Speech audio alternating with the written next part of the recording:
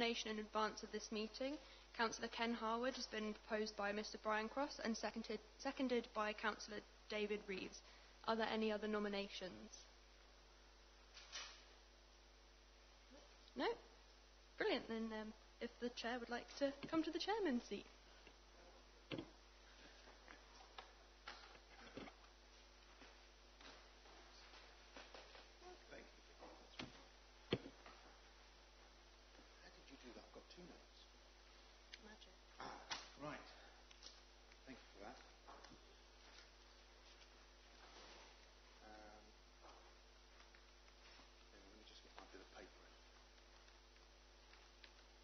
Good morning, everybody. Good morning, everybody. Thank you for your confidence in putting me back up here. Hopefully, I'll carry on doing what I've been doing for the last year or so. Right, we'll go on to item number 2, which is the election of the vice chairman.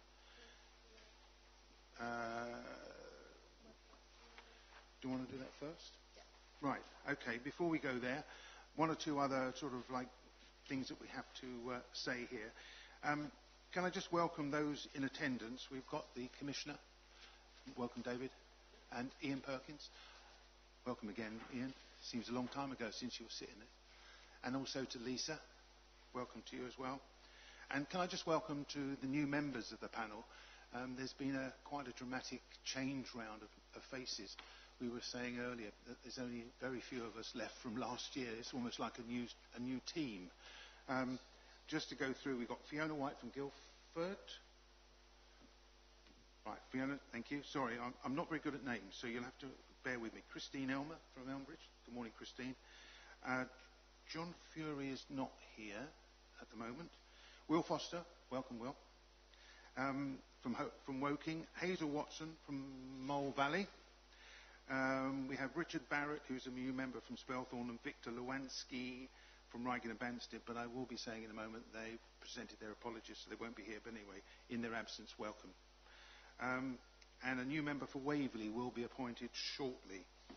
Can I just record personally, well, on behalf of the team actually, the thanks to those panel members that have served us well last year, and some of them for many years. That was Andrew Burley, Graham Elwood, Margaret Cooksey, Victor Broad, Peter Waddle, Daxa Patel, Pat Frost and Beryl Hunwicks. I mean, that just shows you just what a turnover this is for this year. Anyway, right, anyone is permitted to film today's meeting, but as chairman I have the discretion to terminate or suspend filming if, in my opinion, continuing to do so would prejudice the proceedings of the meeting, or if on advice I consider that continued filming might infringe the rights of any individual or breach any statutory provision. As far as social media is concerned, I'm happy for anyone attending today's meeting, including members of the panel, to use social media, providing that this does not disturb the business of the meeting. Right, those are the House rules as such. So we go on to item 2 on the agenda, which is election of Vice Chairman. We have one, at the moment, nomination in advance of the meeting, which is Mr Brian Cross, who has been proposed by myself and seconded by Councillor David Reeves. Are there any other nominations? No? Right, well in that case, come and join me then, Brian. Okay.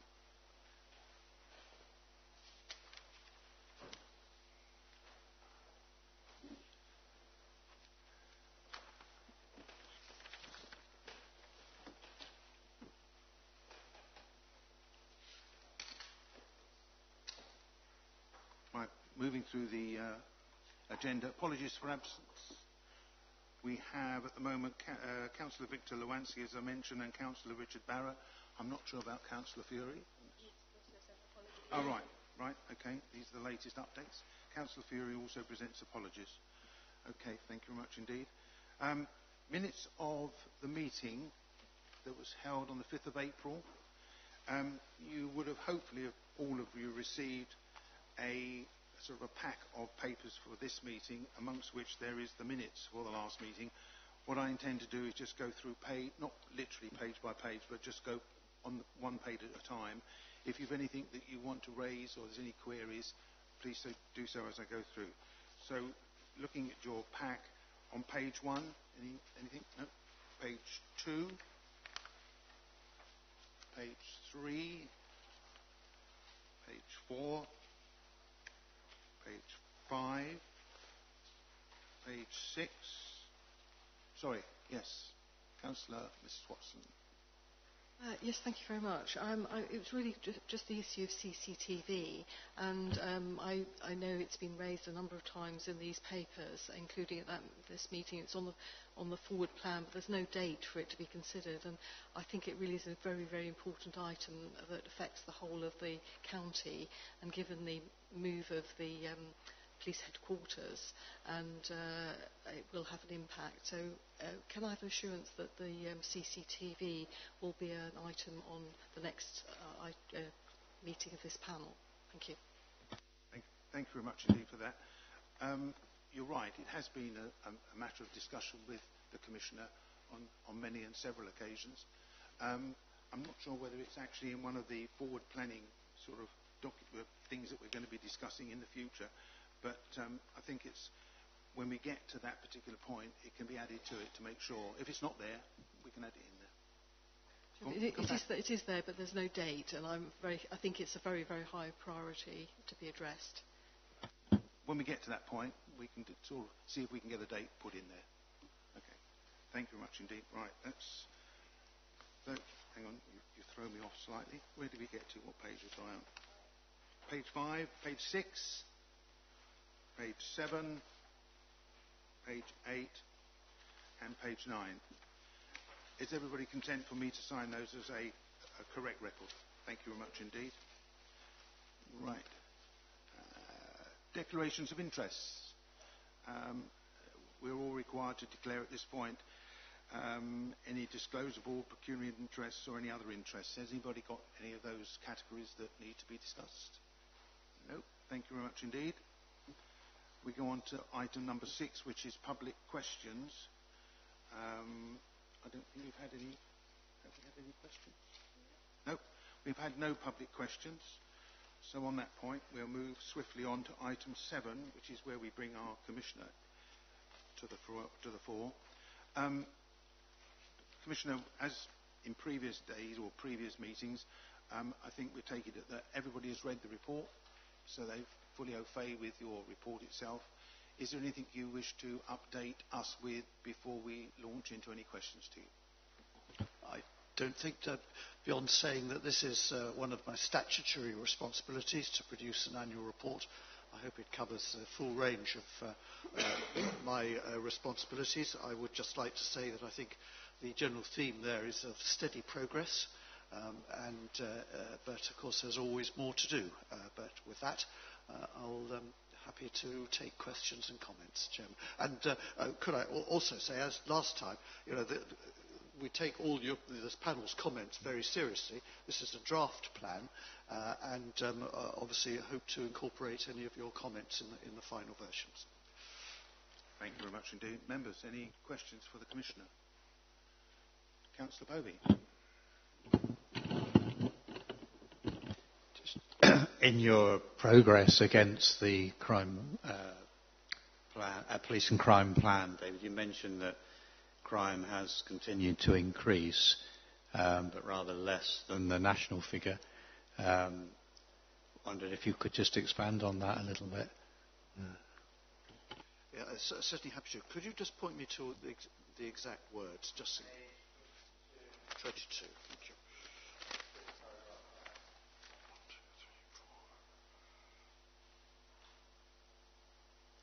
Right. That's absolutely. I'm talking about national crime.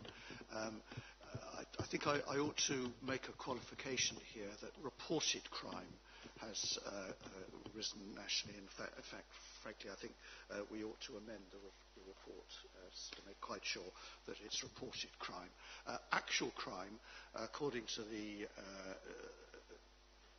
Crime Survey of England and Wales, which is regarded as the best barometer, shows that crime is static nationally. That's not as good a position as it was several years back when crime generally was falling actual crime. It's now levelled off. Reported crime, generally, as you know, the statistics are quite clear, has gone up. Most of that is either neutral or good news. And the neutrality is that the Home Office keep on changing the definitions of crime and categories. And one particular definition was that you treat various crimes within a single incident. So, for instance, if there's a burglary, that's one crime, and if the burglar commits grievous bodily harm, that's another crime, whereas previously I understand it was one. So that's that sort of thing, why I say it's neutral. And others are because people are reporting more, and clearly things like domestic abuse, child sexual exploitation. People are much more ready now, and this is a good trend, to report those crimes, and we encourage that, of course. It's absolutely fantastic that people are taking it seriously and not feeling so afraid, and I would add modern slavery to that category. People are more ready to alert it. However, that's the good bit. There is no doubt at all that some crimes have risen, and they've risen for real, and they've been reported because they've actually risen. And a couple of years ago there was a big spike in burglaries, for instance, and that has now gone down, but nevertheless there are more burglaries now as we speak than a few years back. And there seems to have been a rise in crimes involving vehicles, breaking and entering into vehicles. Not quite sure why that is, because vehicles these days are supposed to be more tamper-proof, but nevertheless that is happening, and the police, using that example, have been running big publicity campaigns for telling people, please make sure your keys, especially when there's a keyless system to get into the car, are more secure, and so on. The actual rate of crimes, although one crime is too much, of course it is, that's what we're in business to do, to fight crimes. I am reasonably confident the police are on top of that, with one exception, and so while obviously taking it seriously, I think we've got a clear way through of ensuring that Surrey stays as one of the safest areas in the United Kingdom. My exception is cybercrime. I think nationally we've a long way to do it. What does worry me, if I can just be slightly discursive here, is that the rate of crimes being cleared up is too low. And this again is a national trend, and you might have heard Cressida Dick actually speaking about this yesterday. And Surrey are not immune for this trend. The clear-up rate, crime-solving rate, is too low, and that's something I have been especially holding the Chief Constable to account for, to ask him what he proposes to do about it. And the answer is quite a lot. We have deliberately shifted the balance much more to a problem-solving focus, and get it ingrained to every single police officer and member of staff. It's not just enough to record and to, as it were, sign off the crime. We've got to have a relentless determination actually to solve it as well. So that was a bit more lengthy than you would like, Andrew, but I'm happy to go into any more detail. Thank you, Commissioner. Councillor Reeves. Thank you, Chair. Good morning, Commissioner. I'm pleased you said this is a draft, because reading through it there seems to be an awful lot of either typographical errors in it or little bits where the writer has not had somebody else check it. So I'd invite you to perhaps have a look, if this is going to be a public document at the end, that it does have a few flaws in some of the paragraphs where. But if you like, I can send those to you if you were to say this evening. Otherwise, I've read through it. In your introduction, you mentioned 4 of your crime plan, or your main points for the year, but you don't mention the 6th. And I think it would be helpful if you actually put all 6 in for people to read. That's on page 17. I'll start a new start. I began with a new start, containing my 6 priorities. Now, I think you list 4 of them there. So I'll just make comments, because that's what we've been asked to do on this. On your year as a glance, There's no mention of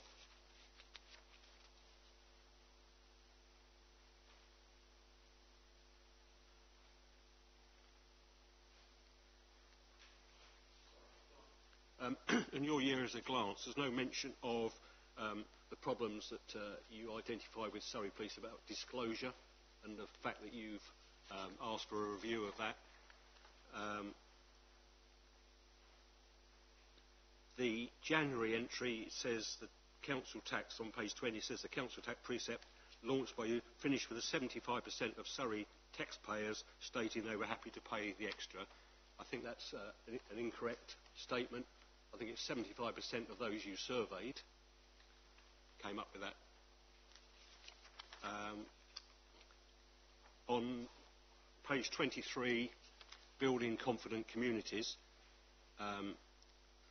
the paragraph above that, it mentions about the police, confidence in the police slipping with antisocial behaviour from 77 to 71%.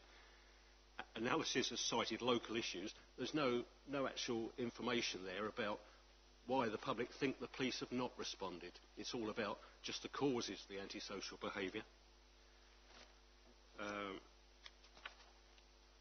There's no mention in here that I could see in making every pound count about collaboration with other forces, and might like to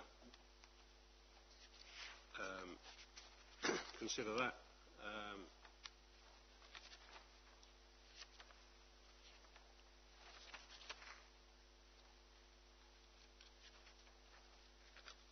Just some of the comments that I think that when I read through I thought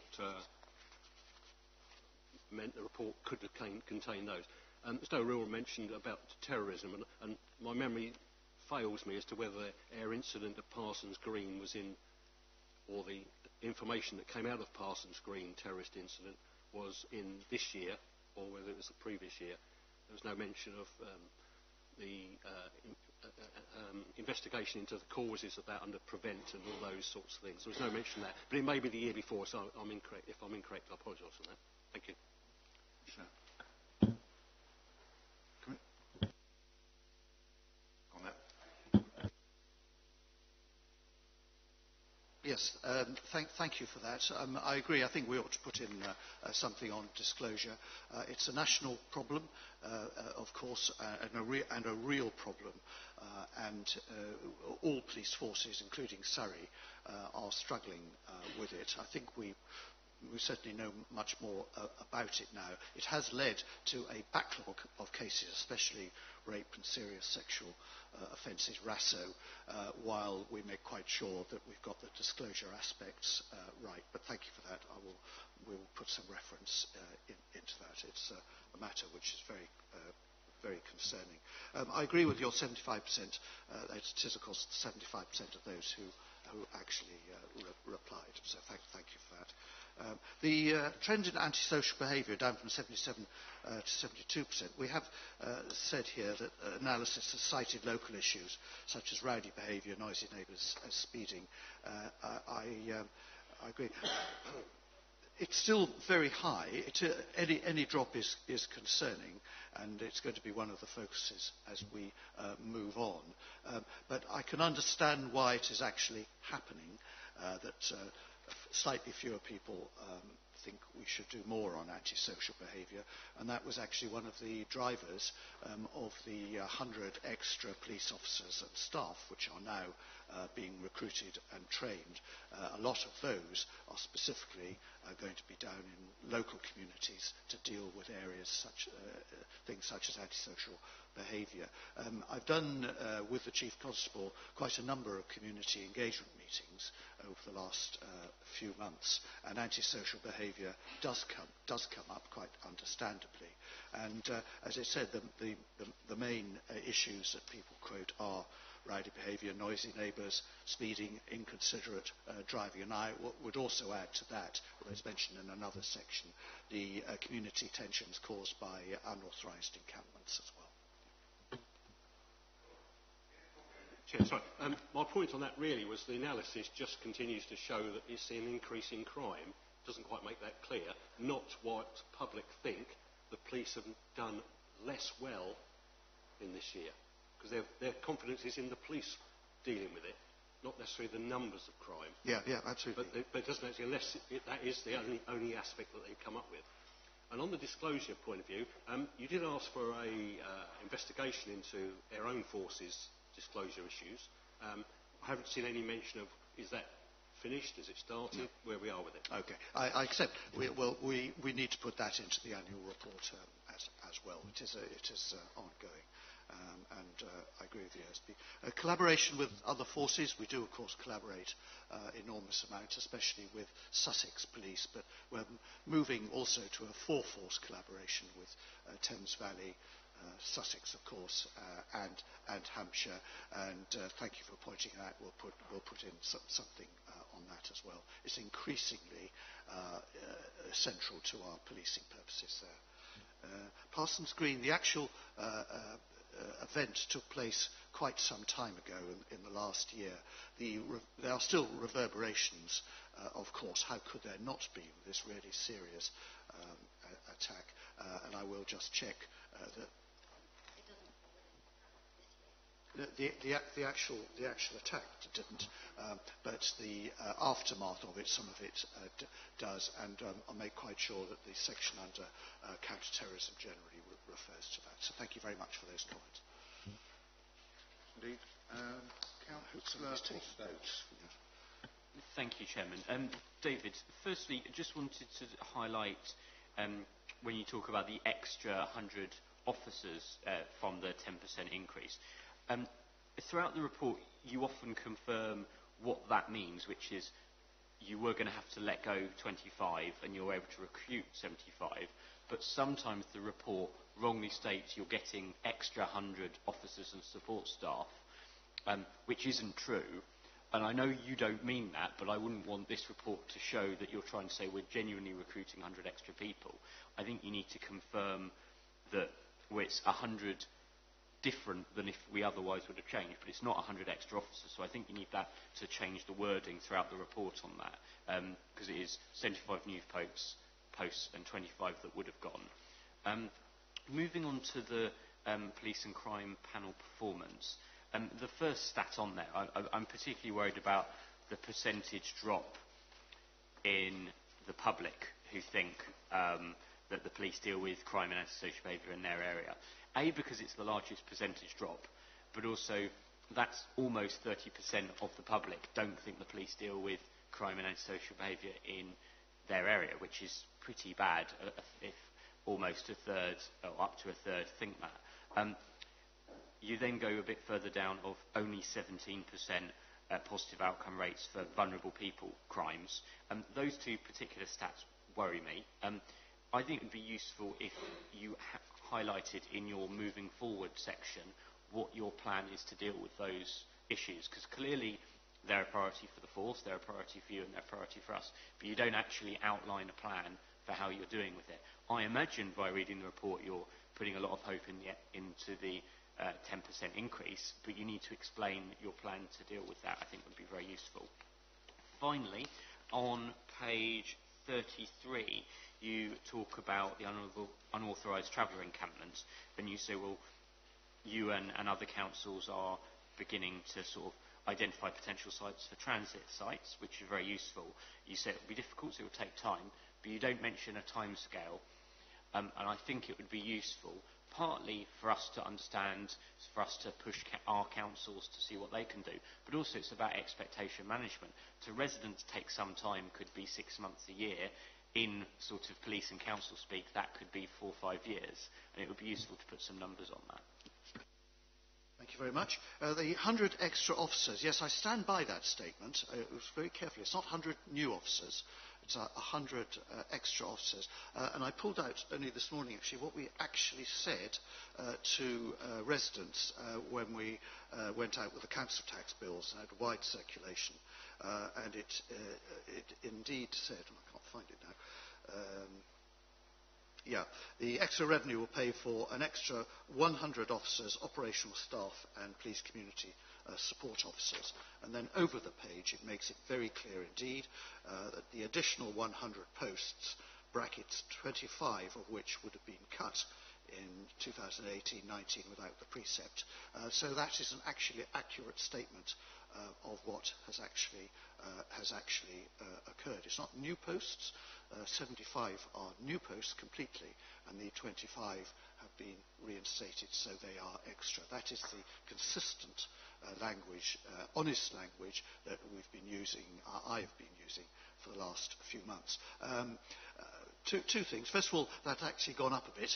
It's gone up by 4 because more detailed work has allowed us to realise there's financial headroom for 4 more posts. So it's 79 completely new posts. There is a breakdown somewhere here. We've got a detailed breakdown. Plus 25. How it works in practice with those 25 is we cannot make police officers redundant, thank goodness. So how you cut numbers is that you cut the posts, you redeploy the officers and staff who are in those posts elsewhere, and you slam the brakes on recruiting, so you don't actually recruit those 25. So they are real increases. We were looking at having to make further substantial cuts, 25, and most of those would have been from neighbourhood policing, because that's the only place we can really turn to for substantial cuts. And mercifully, the Chancellor gave us headroom early enough so that we were actually didn't have to get this stage of actually identified individual posts. I'm really glad that's happened, because that would have meant 25 officers who would have actually been put under increased strain, knowing that their posts were being cut. So I think I'll push back, Will, on that, and to say I think we've got it right. We've been absolutely honest, and I think those words are correct. I will just check, in view of your comments, that what I've said, it actually reflected 100% accurately in this report. ASB, have talked about that already, a 6% drop. Yes, of course it's concerning. The glass is 2/3 full, however, or 3/4 full, rather than a quarter empty. And as I said before, all drops are concerning, but I can see why it has happened, as we've said, and I'm also confident that the police are addressing that, and also confident that that will rise. And they're addressing it in 2 ways, just to really repeat what I said. First of all, the policing in your neighbourhood, local policing system has really bedded down now quite nicely. There was huge turbulence when it was brought in 3 years ago, very understandable turbulence, but borough commanders are now absolutely focused on connecting with their communities. Going back to the community engagement meetings, I sense a new spirit of a determination by every single member of the force to make sure that these low-level crimes, so-called, they're not low-level, people who experience them are dealt with in the same way. And the 104 extra officers, a lot of those are specifically being deployed to deal with this specific incident. For instance, we're doubling the number of youth intervention officers in each borough. They're not there yet, because they're being recruited and trained, but they will be there. And their task will be to crack down and try and succeed in prevent antisocial behaviour, much of which is perceived to be done by young people. And so I think, as I said, while it is concerning, I think it's something we've got a handle on, plans to deal with it, and I'm confident that will improve. Positive outcome rate, again, I don't want to go on too long. It is a worry. We are doing things about it, but it's a more difficult problem to deal with, and it's certainly going to be one of my priorities, and I know it is the Chief Constable's priority going forward. I accept that point.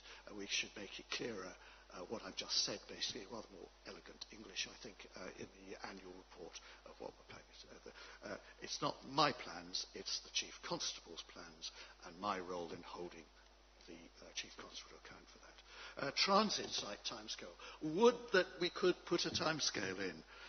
I would like a timescale of transit sites to appear tomorrow. That's unfortunately not happening. They're not police transit sites. They are district council transit site and county councils, because they are the largest landowners. They're the ones because of their planning responsibilities and GRT responsibilities who are in charge of doing that. I do think they are trying, frankly, as I talk to leaders on this. There is a new appetite to grasp the nettle and get transit sites. But as I speak, there is not one single publicly identified transit site available. I pay tribute to the County Council here for making 3 sites available as negotiated stopping places.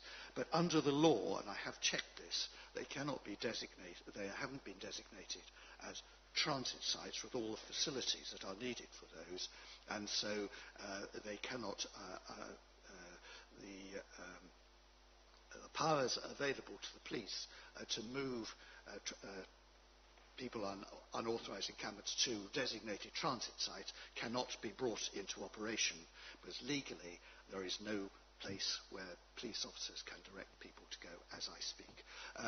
Will something happen before the end of the traveller season? I'm not that hopeful, frankly. These things take time. Even after you've identified a site, it's got to go through the planning process, hugely controversial. Nobody, including myself and everybody around here, wants to live next to a transit site.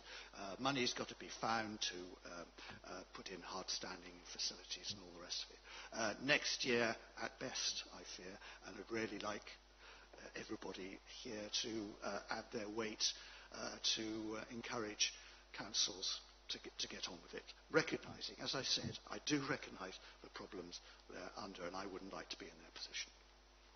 I think that was it. Yeah. If I'm going on too long, please tell me. No, that's Probably fine. won't, I think it's actually quite helpful that you're being given some steer by the members as to before your plan actually does hit the streets, as you say. Very much so. Vice Chairman. Thank you. Good morning, Commissioner. I'd like to just ask about the changes to do with the victim support. You've mentioned a number of times in this report about your new house victim and witness care unit. Could you just explain a bit to the panel about it? Particularly, have you increased, for instance, your staff, and is it that way? Is it being handled internally, or are you using more and different agencies? Yes, the Victim and Witness Care Unit was set up as from the 1st of April, and it's now possible to say, April, May, June, with 3 months in, that after some teething problems, and there were some problems, it has bedded down very nicely. It's fully staffed, no backlog, and actually doing the business. So we've got very high hopes for it. I can't give you here and now, but we can get that information, an exact head count. Was it more or similar to that which existed before?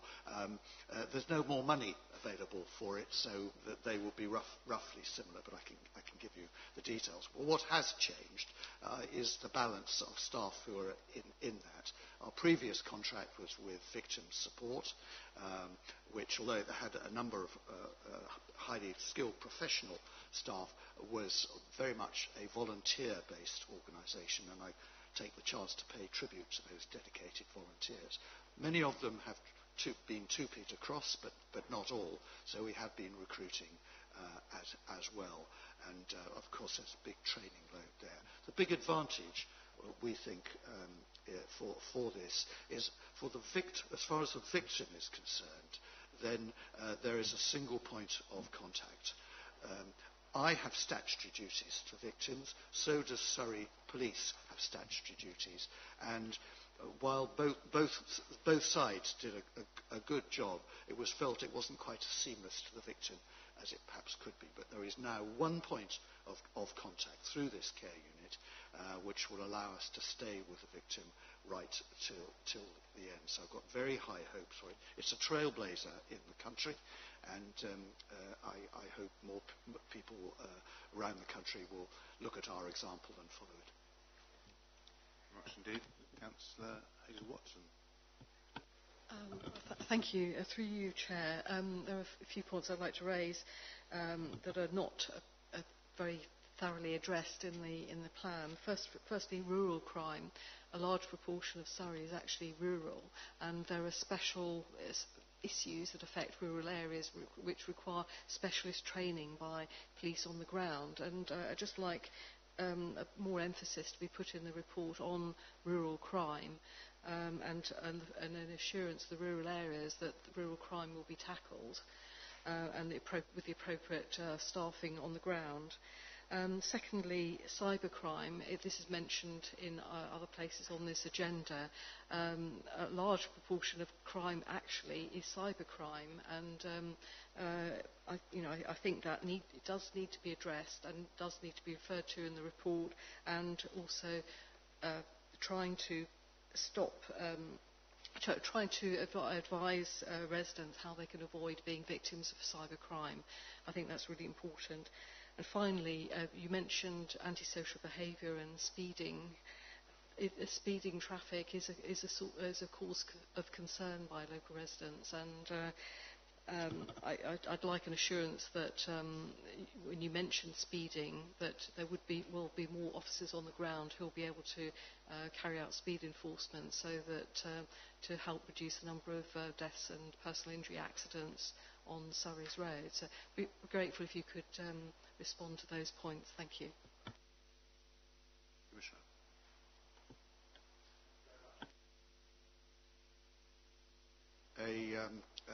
Very important. I agree with you. When I arrived 3 years ago, there was a definite feeling amongst a lot of people who lived rural that the previous regime had rather forgotten about them. I don't actually think that was true, but there was a definite and I know you came and saw me, Hazel, quite early on, and made that point very forcefully. We are doing something about it.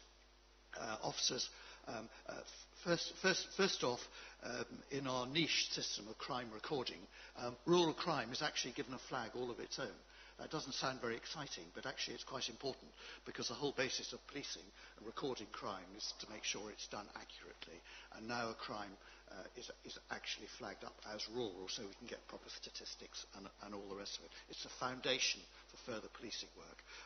I'm never satisfied, because we can always do more, but I do think Surrey Police are taking rural crime now with the seriousness that it was, and there is an evolving update of the rural crime strategy going on, which you might like to take that as an item for the future.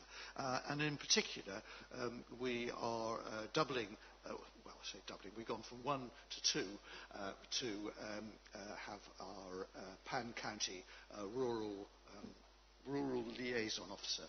I think that's the phrase. There was one, there are now 2, and they have the specific remit of making quite sure that their colleagues in the force actually take rural crime seriously, and they act as the focal point as well. I meet both very regularly, and so I'm happy that Surrey Police are taking rural crime seriously. But like you, I live in a rural area. It would be lovely to have even more effort there. When people ask whether Surrey Police can do more in certain areas, could they also give an indication of where we would like happy we do less? That would be really helpful for the Chief Constable, so he can divert the resources accordingly. Cybercrime. I'm pessimistic about cybercrime. I think the system is fundamentally wrong in this country. Cybercrime is generally international and national. It is not local. And so the default position now is that local forces deal with it, and to a certain extent regional. But I believe we need a complete rethink at government level, and so that we tackle this at a national level. And I have said so repeatedly. I don't know whether the new team coming in a month's time will take any notice of that. But having said that, Surrey Police do a lot of cybercrime. The message to residents is, of course, please take the obvious precautions. And we do a lot, your very point, of trying to brief residents and inform them how to do things. It's very difficult. I myself was a subject of cybercrime some 4 years ago, and £4,000 of my own money went off to Lagos, as it happened in Nigeria. And I assure you it can happen very, very easily indeed. So we need to keep on repeating that message. Speeding traffic, yes, I get, as I did when I was a county councillor, I get constant complaints on speeding traffic. We do have, I forget the exact name, but they're the guys with speed guns, the speeding enforcement officer. There is a network covering the whole county. I would like to have more, frankly, but we have to work within a financial envelope. One thing that I think, two things that are positive. Firstly, pressing County Council to revitalise the Drive Smart partnership, and speeding, things like putting in more speed cameras is part of that. I'm slightly frustrated with lack of progress, I have to say. The latest Drive Smart meeting has been cancelled unilaterally, and I haven't got to the bottom of it, but I want to have it reinstated, because we've got to work in partnership here. And secondly, can I just give another plug to Community Speedwatch? It's a fantastic system. The coverage is increasing throughout the county, and it does really, really good work. I'm going off to Tadworth this evening to have a look at how it's going there, and also attending some training in Caterham, which Surrey Police are actually doing tonight, and that is an example that we do very much support Community Speedwatch, and we've got very good relations with the active groups that are doing it. There was a problem actually last year. It was under-resourced, frankly, at central level, but we've now put more resources in so that these very excellent volunteers are properly supported. I don't think, Hazel, to be frank, we're never going to satisfy every resident. They will want even more crackdown. But as we all know, and you're a county councillor, you know this perfectly well, it's not just a matter for the police alone. If there's a dangerous part of the road, it has to be joint action by highways, police and the residents themselves. Thank you. Can I come back on, yeah, on those comments? I hear that that the number of rural liaison officers has increased from 1 to 2, but given the size of the county and the size of the rural area, 2 covering the whole of the rural area of Surrey does seem to be quite thinly spread, I would say. Perhaps you comment on that. And also, the comment on speeding enforcement a number of years ago, the number of officers on the ground enforcing speed was cut quite a lot, and I think that had a sort of detrimental effect on speeding enforcement across the county. So I just wondered whether, in both cases, rural crime and also speeding enforcement, whether some of these additional officers that are being recruited could tackle some of those areas. Thank you. Sorry you've not taken up my invitation to indicate where you would like us to withdraw officers from, so we can do that. But I was perhaps a little bit optimistic in thinking you might do that. Yeah, we are thinly spread. There are not enough Surrey police officers around to do all the jobs that we would like to do. We have too few officers. Constantly I get told by residents that they think Surrey police are pretty good, in fact very good, but they don't see enough of them. And I agree with them, and they don't see enough of them because there aren't enough of them. And the 100 extra officers and staff will go some way to redress the balance, but it won't go the whole way. I would very much like more resources to put in extra officers, and then we could do exactly what you would like. And incidentally, I do get pushback from urban centres. I was at a Spelthorne community engagement meeting quite recently, and the complaint, and I sympathise with the complaint, is that we pay too much attention to rural areas and not enough to urban areas. And I sympathise with both. Thank you very much. You can see the problem that police officers have. Thank you, Commissioner. Councillor Mrs Hawkins. Thank you, Chairman. My first point, actually, it was covered by Will over there about the additional, which it does say in your at a glance, it does say additional 100 officers, and I think it's playing with figures a little bit, saying some of it was to keep people, and because residents don't see it as having knocked on, I'm not sure how many doors, but a considerable number of doors at the local elections, and people did complain about the council tax, and they think because I'm a borough councillor that we are responsible for everything. And they said, where's all the police? You know, and they don't read it. If they did it online, they don't read it all. They see the headlines and think 100 additional police officers, which is what they wanted. And, admittedly, they probably thought all in Surrey Heath, but that was never going to happen. So I think because it says in your at a glance, it says additional, then I think that needs changing if it wasn't additional, which you're saying. Cybercrime, I have been a victim myself of cybercrime, and I've seen nothing about prevention of it from our local police force, and only with speaking with, because I've said to people, I've been a victim, please watch out for that, and that, and they've then come back to me and said they have themselves been victims, and they didn't quite know how to go about it all. Community speed watch, that was something that I brought up on the doorstep, saying to people, and they say complaining about the speed of vehicles, and I said, well, we could do a community speed watch, and people are resident about it. They say they have been involved, they know people who have had things thrown out car windows at them, and they said no way are they going to help. I think it's a great idea, but it's a police role, and residents shouldn't be doing it because of safety's sake, because sadly the world is no longer what it was. Thank you. The additional 100 officers, I said, I think, what I have to say, we've been absolutely consistent.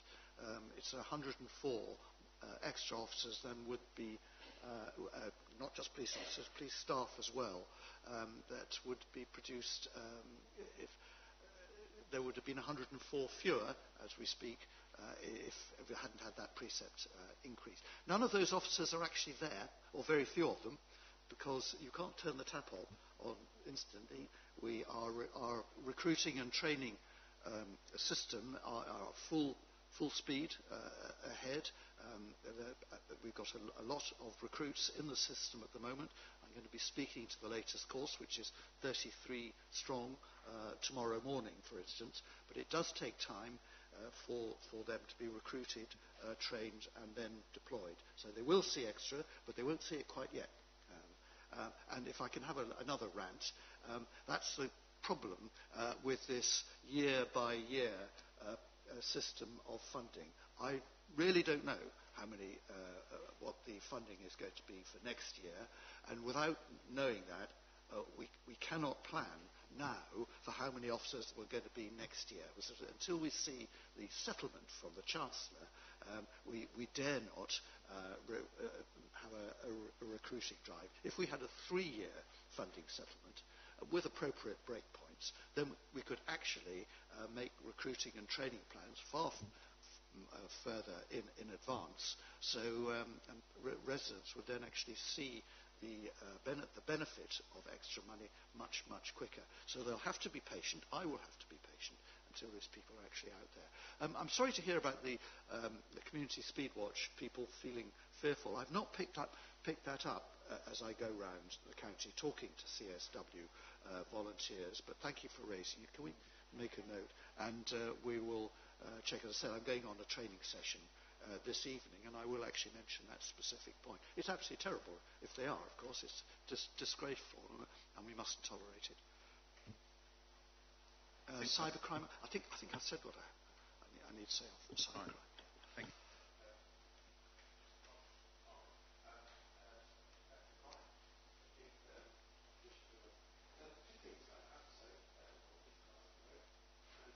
Sorry.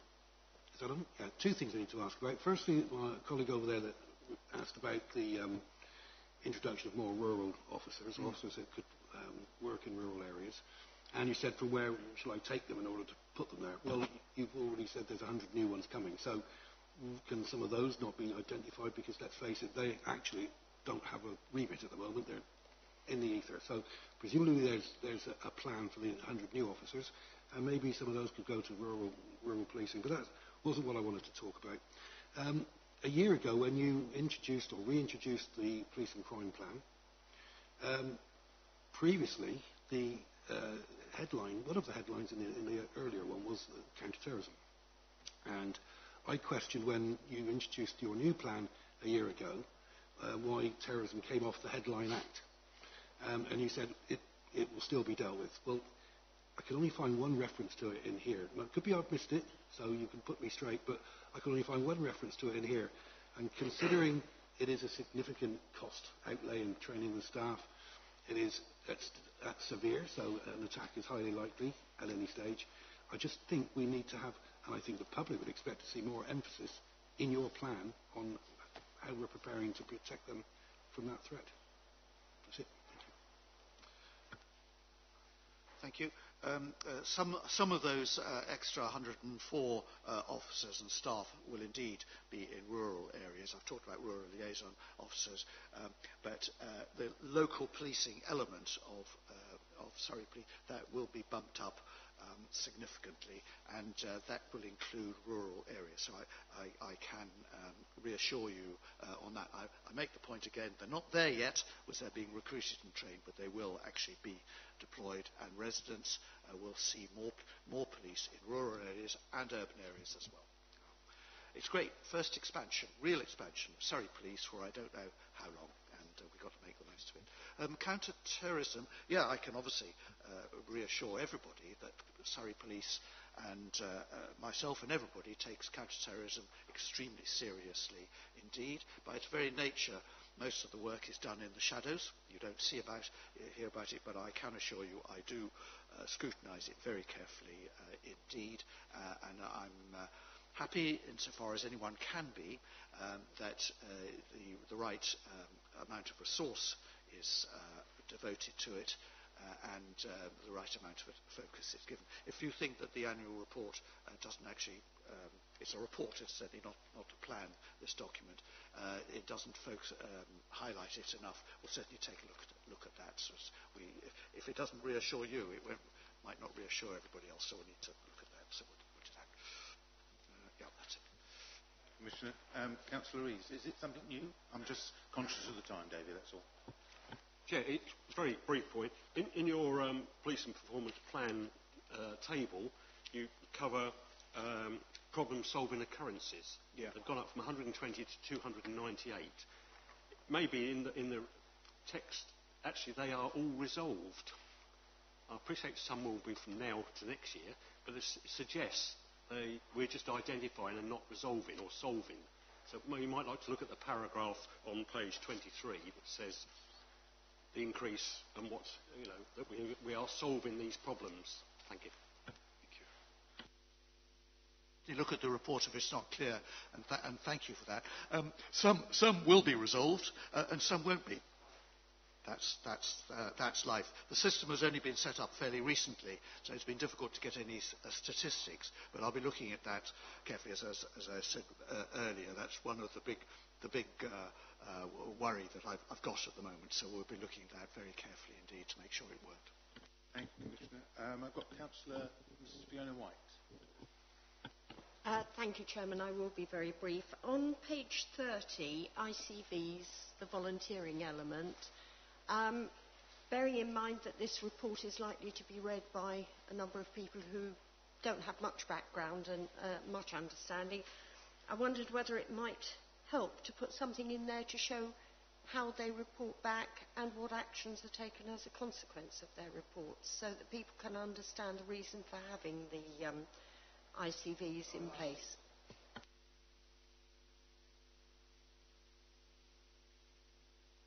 A good opportunity to pay tribute to the independent custody visitors. They're a fantastic bunch of people. We take them very seriously, and it is run from my own office. Yeah, we'll take a look at that, Fiona. It's when you sort of live and breathe it, it's sometimes difficult to you start moving into jargon and all the rest of it. So perhaps an even more highlight even more what a good work they do and actually what kind of work they do. Yeah, sure. No, I'll be very, very pleased. Thank you, Commissioner. I've got Councillor Elmer. Thank you, Chair. Thank you, David. I just got a couple of positive points for you. I found personally the close partnership working on the unauthorised campments with the Surrey Police within Elmbridge extremely good. I just want to feed that back to you, that we've had a lot of positive feedback from the work of the teams. We have got a 3-year injunction, so we're quite safe now, but not all boroughs have got that, so we're very aware that we cause displacement to other boroughs who don't have the injunction that we have. But we're very, very commending of your force for the work they have done with us. The second point is on Community Speedwatch. I run one as well, and I would say, again, a very positive experience. I've had nothing but praise for the work for your Surrey police officers, for the training and for the help they've given to us, so another tick. The last thing is on the community events. When we met a few weeks ago at Excel, I do think I think you need to have a more central location for these types of events, because we didn't get a very high attendance. And so I would like it if you would bring your community events to our borough, into the Civic Centre, rather than going out of town effectively, because I would like more people to be able to attend, and probably better advertising as well. So just those 3 points. Thank you. Thank you for that on the partnership working to deal with unauthorised encampments. I agree with you. I think we've got our joint act together much better now. Improvements were needed a couple of years ago. It has come at a cost. A huge number of resources have been devoted to it. But we mustn't be complacent and satisfied. We need to be even better. As I'm under no illusions here. A lot of residents in our county think we can do better for unauthorised encampments. I have to make the point that not all unauthorised encampments cause trouble. Some fit into the communities, no problem at all. In fact, I would like to say the majority. But some do cause trouble, as we all know, and we've got to keep on top of that as well. Thank you for Community Speedwatch. I'll pass that on. We're obviously somebody's doing something right in Surrey Heath, and that's really good. The community engagement meeting, we deliberately tried to get away from the usual places and go to areas where we had received reports. There was a particular concern. I won't go into the details. So we tried to stray off the beaten track. So that's the reason. I'm hoping we will repeat those in the autumn, and we will go to different locations, so I will hoist that in. We did publicise it as much as we could. It's jolly difficult reaching a million people. I was reasonably happy with the attendance. Actually, it varied, and we also did an online community engagement event, and that was quite well attended as well. Yeah. But thank you for that. Thank you very much indeed, Commissioner. Unless there's any other questions, members, can I just say thank you to members for the questions and the views and the recommendations. I think it's been a worthwhile exercise. The recommendation is for the members of the Police Crime Panel to ask and comment on the attached annual report. I'd like to say that as everybody has agreed that that's the recommendation and that can be passed, please. Thank you. And finally, on that particular point, the panel will formally write to the PCC with any comments and recommendations that have arisen from this morning's, if you like, interrogation of the report. Right, moving on to item number 8 now, which is the Surrey Police Group financial report for month 12 of the financial year. Again, Commissioner, everybody will have had your report, so if there's no other comments, or if there's any comments you wish to add before anybody asks any questions of you. Thank you very much, and I'll hand over to Ian Perkin, who's the Treasurer, to deal with this, if I may. Thank you, Commissioner. The Surrey Police Group revenue end of year financial position was an underspend against budget of 664,000, and that was contributed 614,000 by the police force and 50,000 by the OPCC. All the individual budget variants are shown in Appendix A to the report, but in summary, the outturn position was achieved because although there was an overspend on the police officer budget because of the high number of police officers in post compared with the establishment, which was exceeded for most of the year, and we did have a substantial increase in the insurance premium of 1 million for the vehicle fleet. These overspendings were more than offset by vacancy savings on police staff and other underspendings on non-pay budgets. The capital budget for 2019-20 amounted to 34.4 million in total, which included a provision of 21.6 million, which funded the purchasing of a site in Leatherhead for the new headquarters, which has now been purchased. Capital expenditure during the year amounted to 31 million, which was well within the total of the capital budget, and that's shown in detail in Appendix B to the report. So if members have any questions, I'd be happy to answer them. Thank you, Ian. Any questions, members? Councillor Forster.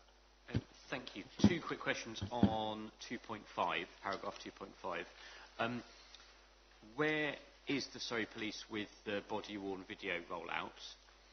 And then that and several other projects you outlined took longer to implement, and that's why there's an underspend. Have all of them been implemented now, or will all of them have been implemented by the end of this financial year?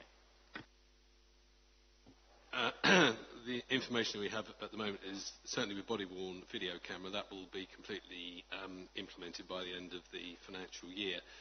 We've recently appointed a new head of IT who is carrying out a review of all the current IT projects and deciding which are value for money, some which might be abandoned, but the majority we expect to be implemented by the end of the year. But there is that review process going on at the moment, which will, I think, make some changes to the IT programme. Vice Chairman. Thank you, Chairman. Just one question for you. On the expenditure for the new site, and on page 39 you put down how that was financed. The question I got is, you put down 5.4 million on internal borrowing. Can you just explain that? Is that using some of your own funds for capital purchase, or is it coming from somewhere else? No, that's using our own funds, so we don't need to borrow externally. Because things like the preset income comes in at the beginning of the year, we don't generally expend it all during the course of one financial year. That means we would normally invest that money on the money market, but it's more advantageous financially for us to use it to actually mitigate the amount that we need to borrow from external sources. I just said I'm very happy in part two to give the panel an update on where we are with the move of police headquarters. There are some sensitive contractual things going on at the moment, but so if you'd like an update, very happy to give it. Very kind of you, Commissioner. Thank you. Right, there's no other questions, members. The recommendation is that the panel note the finance updates. Is that agreed? Thank you.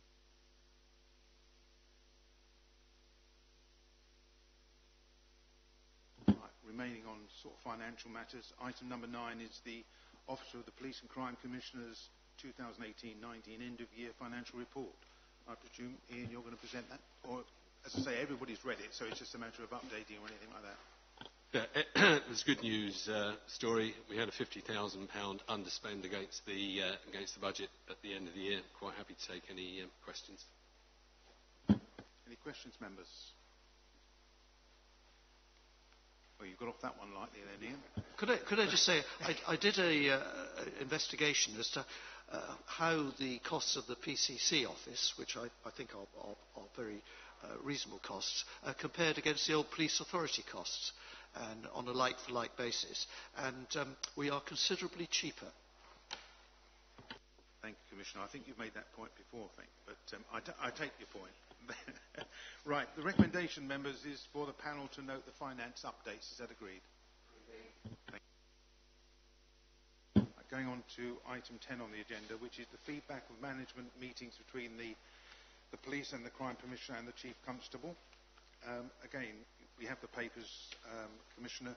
If there's anything you want to add or before anybody launches into any questions. Thank you. No, nothing to add. The paper is self-explanatory. Right. Any questions, members? At all? Sorry, I missed you. Thank you.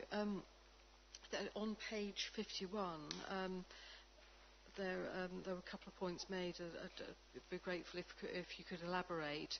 To work with local partners on joint prevention work, and I just wondered how you feel that's going, and because it's such an important area to ensure that we're meeting the needs of local residents. And then the second point was, I think the third paragraph down says.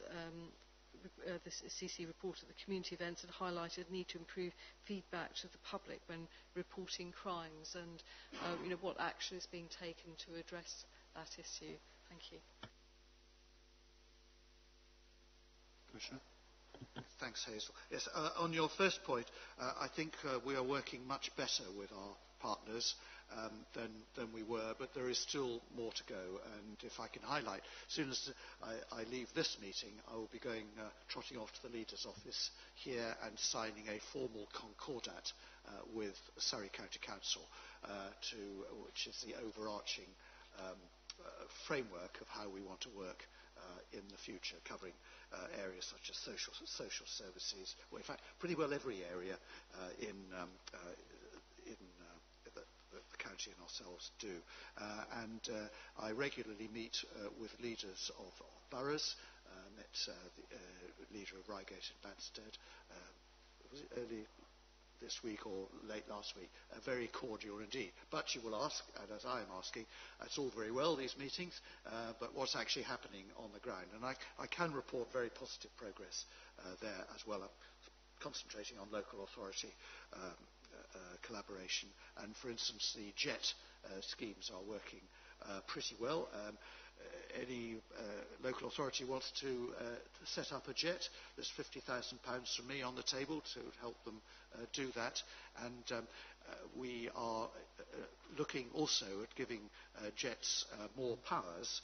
It's not plain sailing that, because it's heavily constrained by what the law allows, but we are very keen that they work in collaboration there. So does that sort of, we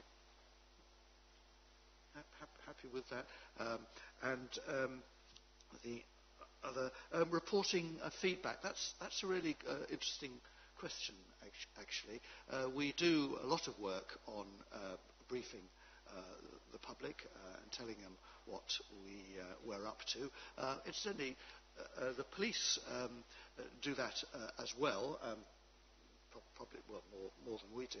They have 200,000 followers on their central Twitter account, which I think is an astonishingly large thing. And so we are increasingly moving, of course, to social media to inform people. And we welcome feedback. I look at the comments and complaints that we receive regularly. They have stayed pretty steady for the last few years, but again, we can always do more. I think actually let's take a specific look at that and see whether we can do it, and we'll take a look at that in a more systematic way. So thank you very much for that suggestion. Thank you very much indeed, Commissioner. If nobody else has got any questions, I've got one, please, Commissioner. On page 49, it's something that we've talked about before, but there was some criticism about the message that the Chief Constable was put on the 101 message. And we did talk about it, and that in the paper it talks about the fact he was going to go away and have a look at that again. I haven't had the opportunity of ringing 101 lately, but I don't know whether he still goes through all about what's going on.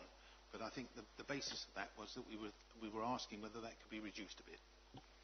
There's still a forwarding message, because we think it's really important that we can remind the public, A, not to make inappropriate calls, and B, to try and use the online system where it's possible. There is still a message. The new Chief Constable, Mr. Stevens, has a broad Harrogate accent, and he has decided, his decision of course, that might be a bit off-putting to members of the Surrey public, so he is not proposing to re-record a message there. As we speak, I don't know exactly what message is there. We might actually find out, but it won't be the new Chief Constable. very much indeed for that. Right, if there's no other questions, members, the recommendation is that we ask to note the report. Is that agreed? Going on to item 11, which is recruitment and workforce planning. Commissioner, anything do you wish to add to your report? I'd just like to say I used to do this professionally for a living at one point in my career, and so I think I understand some of it. I asked recently the Surrey Police a very simple question, but it's not a simple answer, is how big should Surrey Police be? There's been no point in asking that question because the constraints have been financial. There's no point in setting an aspirational target for 500 extra officers or whatever it is, because there's no chance of meeting it. Well, with the expansion of Surrey Police now, I think there is value in asking that question. So I would really actually like to know what's the professional view of the size and shape, of course not just size, of Surrey Police. And I've asked the force to do a considerable amount of work. It's a major piece of work, actually, to produce that. And we're not there yet, but I'm expecting that in the next few months. Very much. Any questions, members? Councillor Mrs. White. Thank you, Chairman.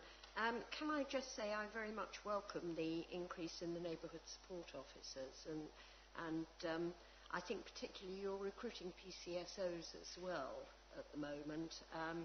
We have one in the area that I represent who is particularly valuable because he's got such a real knowledge of what's happening in the local area. And he's not quite a policeman, so it's not quite the same as talking to a policeman. I think or woman. We've got lots of women. I beg your pardon, a police officer.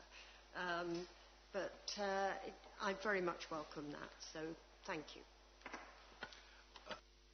Thank you very much indeed. I'm a firm supporter of PCSOs, and they bring a slightly, as you said, a slightly different slant to that. And we actually, in the short term, will be recruiting a fair number of them as part of the 104 extra, because they can be recruited and trained quicker than police officers.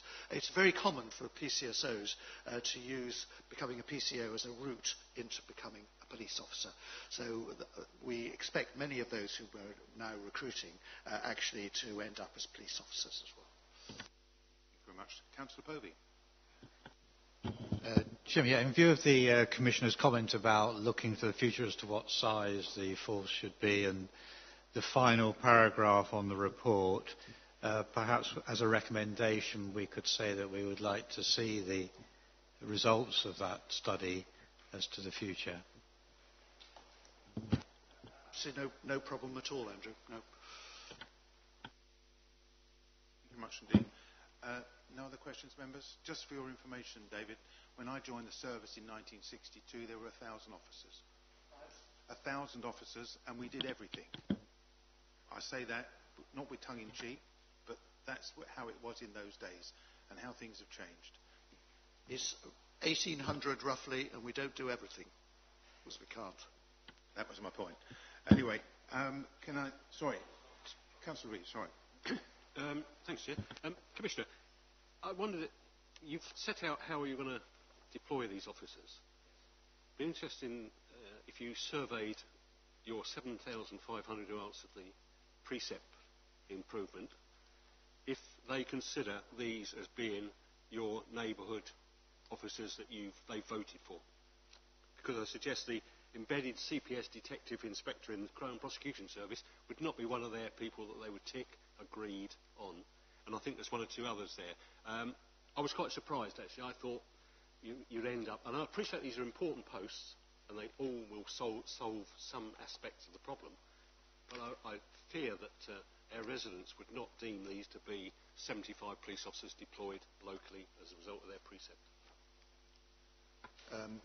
I'm sure every resident has different priorities, and this, I think, is a very good balance. We never said that we would put them, every single officer and staff in the local neighbourhood. We did say there will be a concentration and focus on that, and those figures I believe, actually bear that out.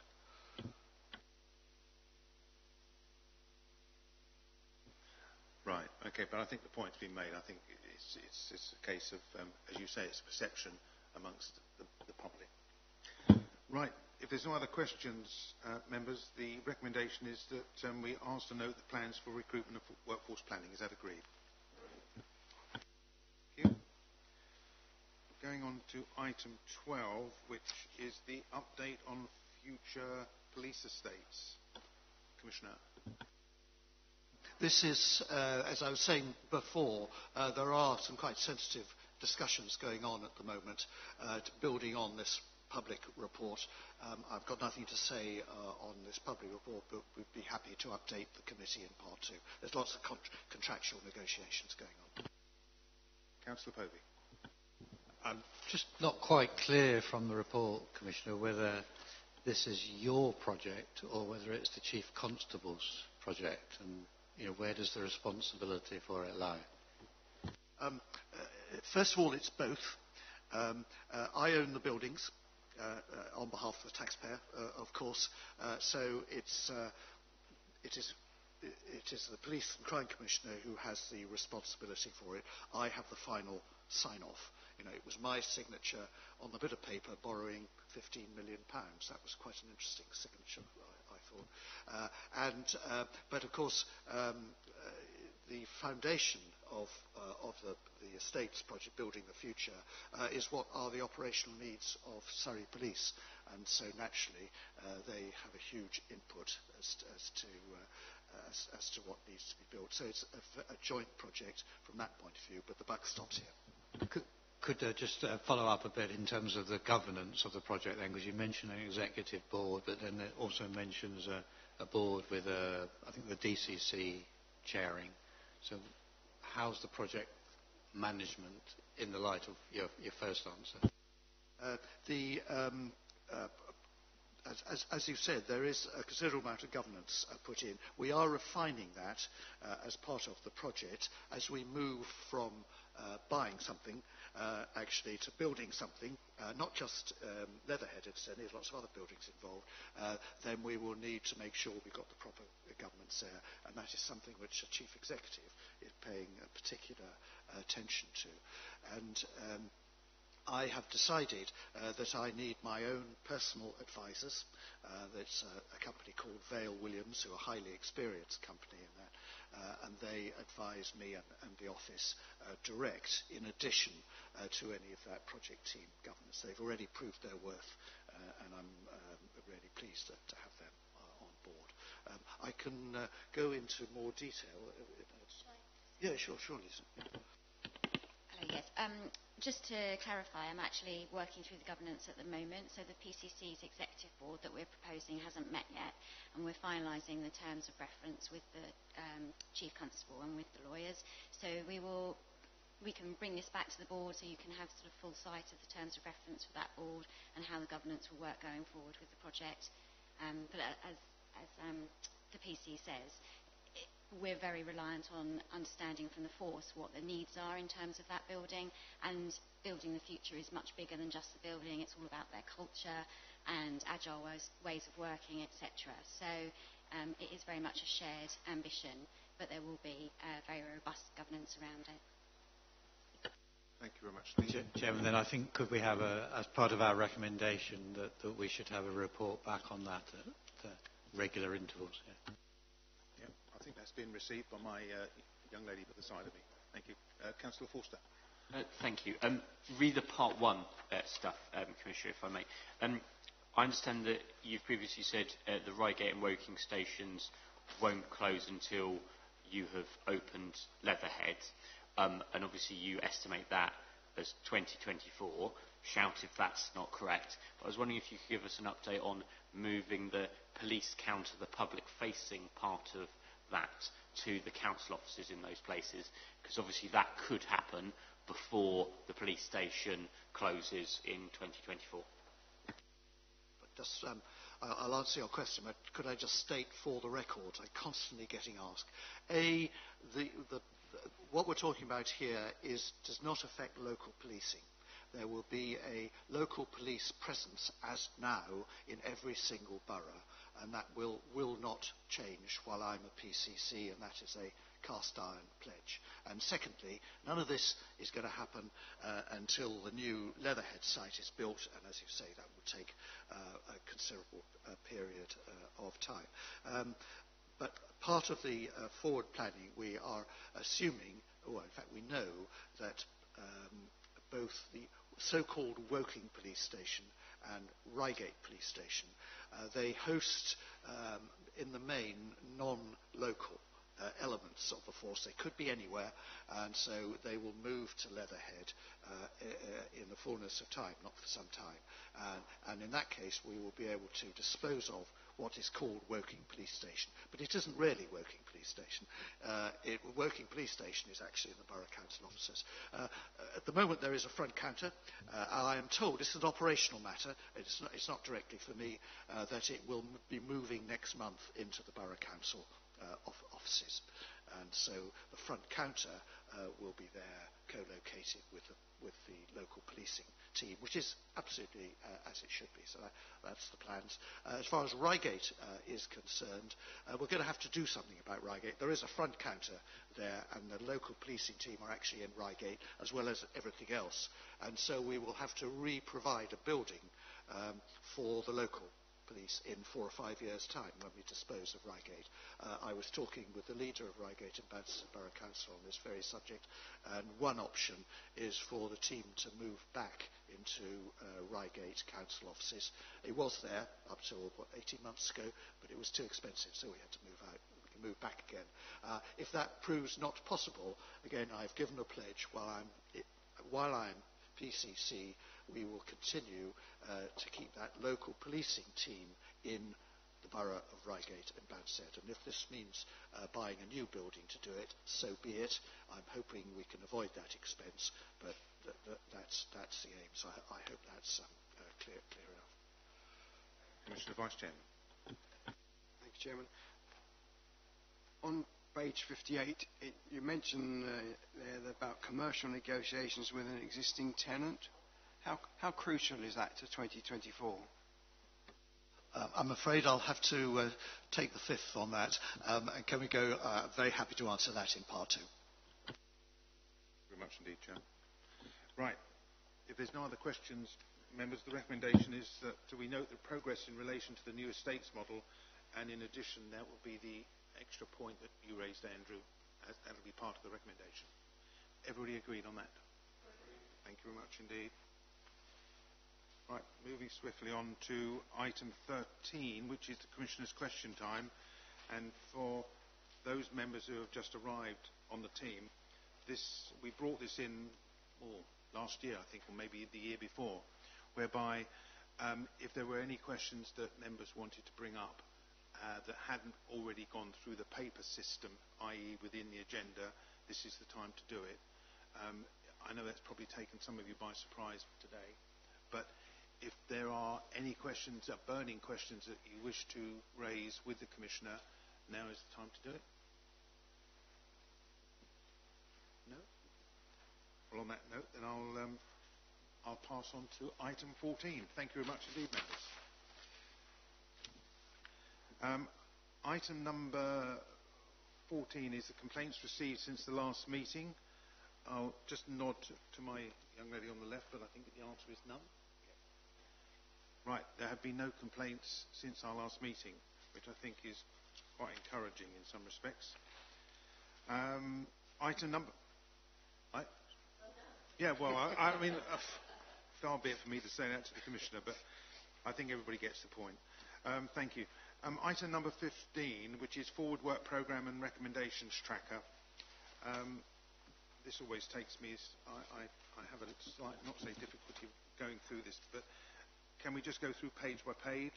Page 67, is there anything on there which anybody wants to raise? I think somebody mentioned earlier there were some dates. Sorry, Councillor Mrs. Watson. Thank you. The second item down refers to CCTV, but there's no actual date for it to come forward to the committee, and I really the panel, I would just ask that if this is a very high priority, given the changes that we just heard about, particularly Reigate Police Station and the implications for CCTV, it's very, very urgent, and I would just like this to go on the next item on the agenda so that local districts and borough councils and the police, we all know where we're all coming from and what the future plans are. But so I'd be grateful if that could be put on the next agenda. Thank you. Commissioner, can we get some agreement from you with regards to a date for an update? I'm sure that won't be a problem at all. Thank you.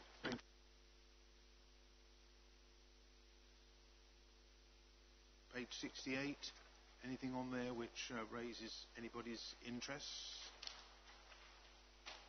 No. If that's the case, the recommendation is that we note the forward work plan and action and the recommendations tracker. Is that agreed? Thank you very much indeed.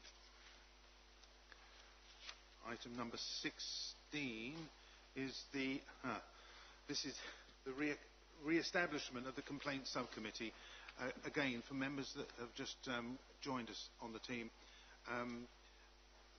there are a number of people, a number of members that are already currently have agreed to be on the complaints subcommittee. That's myself, Councillor Reeves, Mr. David Fitzpatrick Grimes, and the Vice Chairman.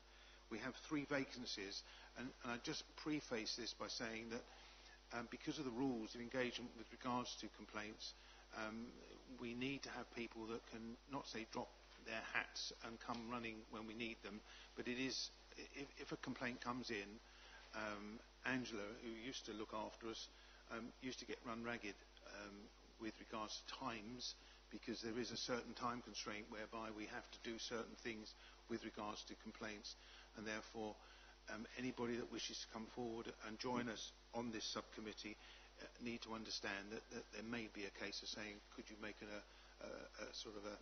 attendance please within the next 4 or 5, 6, 7, 8 days. It's not something that happens weeks in advance.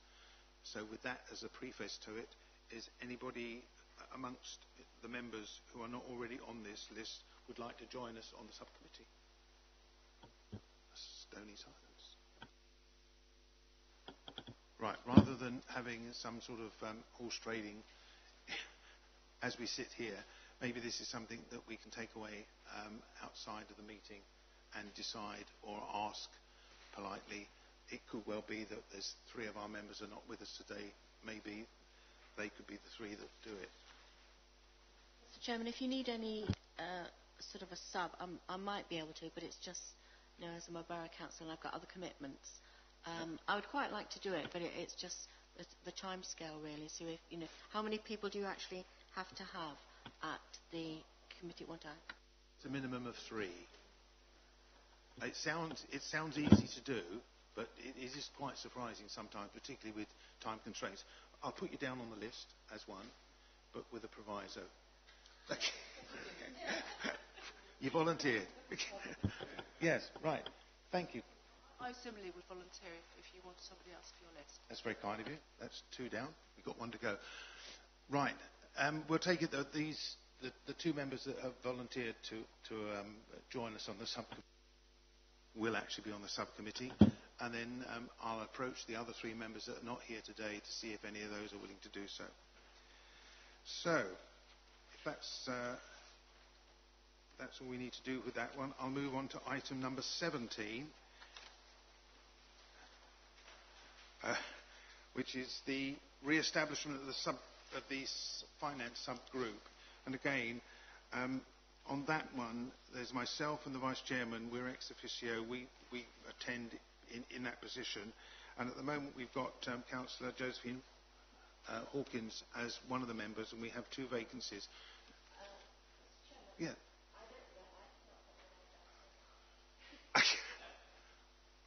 There's a little bit of skullduggery going on. No. Who volunteered me for? No. Okay, no, that's fine. I'm only just reading off the script, to be honest, Josephine. Could you unscript me, please? Right, you're unscripted. Therefore, we have 3 vacancies. Councillor Andrew, you're willing to volunteer for the finance. Right, thank you very much indeed. Okay, So we're still wanting to. I mean, it's one of those things. Yeah, I'll leave it. It might be helpful if I just explain for the new members that normally it's one meeting a year. Occasionally something might arise, there'll be a second meeting. But primarily our function is, as a finance subcommittee, is to meet a few days before the preset meeting, and we go through in more detail with Mr. Perkins about the budget. But it has to be done within a short period of time. And I think the other thing is, if anybody's got a sort of any leanings towards numbers, that also helps. But anyway, again, right, okay, thank you. I'd be willing to take that on. Okay, thank you very much indeed, Hazel. That's very kind of you. So we're still missing, or we're not missing, but we need another couple. So again, I'll approach the members that are not here to see if anybody wants to come on board. Sorry. I could see my colleague, Councillor Watson, volunteering, so I quickly put my hand down. I'll have a think about it, and obviously part of the issue is trying to make sure you don't overcommit, then you can't do things. But as long as we've got some members to start with, that's helpful. Okay, I think the Vice Chairman has made the point that the actual number of meetings actually is one, maybe two at the most, and that's normally in about February. That's when it's a busy time, when we have to talk about the precepts and things. But anyway, thank you for your offer. That will be noted. So we're just looking for, I think, possibly another one. Right, on that note, can I then go to, as far as the meeting is concerned, I think we're about there. The next public meeting of the Police Crime Panel will be held on Wednesday, the 19th of September at 10:30 in the Ashcombe Suite, which is here. And at that moment in time, I will then call the meeting to a close and then just read out the fact that exclusion of the public, because we're going into part 2, under Section 100A of the Local Government Act of 1972, the public will be excluded from the meeting for the following items of business on the grounds that they involve the likely disclosure of exempt information under the relevant paragraphs of Part 1 of Schedule 12A of the Act. So on that note, can the young man turn the